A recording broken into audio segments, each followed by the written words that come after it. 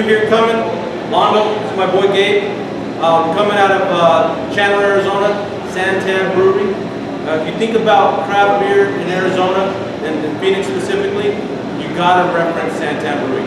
They've been a staple here since 2007, and they've been putting it down strong. Today, being a milestone for us, this is our 10th review. We wanted to come out and represent a local brewery. We've been pushing local breweries, and we're always going to be pushing local breweries. But they've got great beer here, and one of our favorites is Devil's Ale. Gabe might want to touch on a little bit on the beer portion of it, and what goes on behind Devil's Ale. Yep. So Devil's Ale, is what we got right here, is going to be a pale ale. In my opinion, I love IPAs, love pales. It's going to be a little bit of a stronger type of pale ale. It's actually made with malt. The malt that it's made with is two-row barley, which is pretty common. Made with a little bit of wheat, with some caramel malt, Munich malt, and some roasted barley and Vienna barley as well. So it's got a good mix of malt, good mix of barley and grain in there as well. It uses 3 hops, 2 of the most popular one being Centennial, Cascade, and then Simcoe as well. I found, and I've had Devil's Ale before, but I found it to be a lot more hoppier, so almost borderline IPA, sort of, that's my palate. It's a 5.5 ABV, and on the IBU scale, if you guys have been tracking that like we've talked about before, it's going to be a 45 on the IBU scale. So again, it's one of my favorites. Again, I mean, we're biased, we love our local beer. San Tan has definitely become a staple in Arizona craft beer, and Devil's Ale by far one of my top 3, easily top 3, top 5 maybe, beers of my favorite all time. So moving into craft, this is one of the few first ones that I've tried. And if you want to compare someone being a Bud Light guy or a Coors guy or an Ultra guy, I'm a Devil's Ale guy. If all else fails and there's nothing out there, I'm always going to resort back to Devil's Ale. That's how strongly I feel about this beer. It's an everyday beer. It's full body, yet you can have enough of them to be, you can be satisfied drinking enough in the night with Devil's Ale. So we're going to give this a go. Obviously, I'll give you our honest opinion. And right away, the dark caramel color, you guys can see. Hopefully, you can pick that up. You get the Cascade. Yep. Cascade. It's very distinct when it comes to the Cascade. You can always tell if you're going to get a beer that's going to have more of a hop flavor. When the first smell you get, you're going to smell more floral. You might even smell a little bit of like a citrus. If that's the smell that comes on your nose, it's going to be more of a hop forward type of beer. Whenever I try to explain like a hoppy beer, think of it like if you've ever had a steak that had a lot of seasoning on it. Right. Like that's what you're going to taste. That's the effervescence that you're going to get. That's what you're going to taste.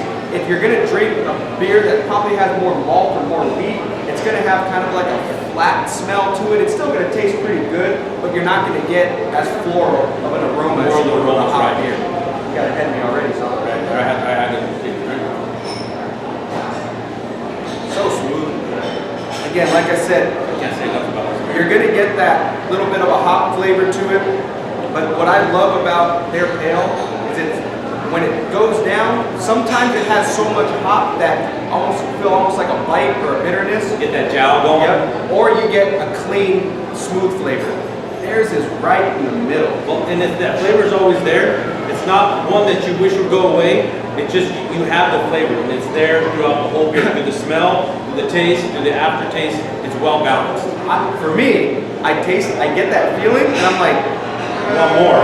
You need more. Exactly. I feel the same exact way. Yep. And what they've actually been doing is they've been actually trying to push more of a food pairing.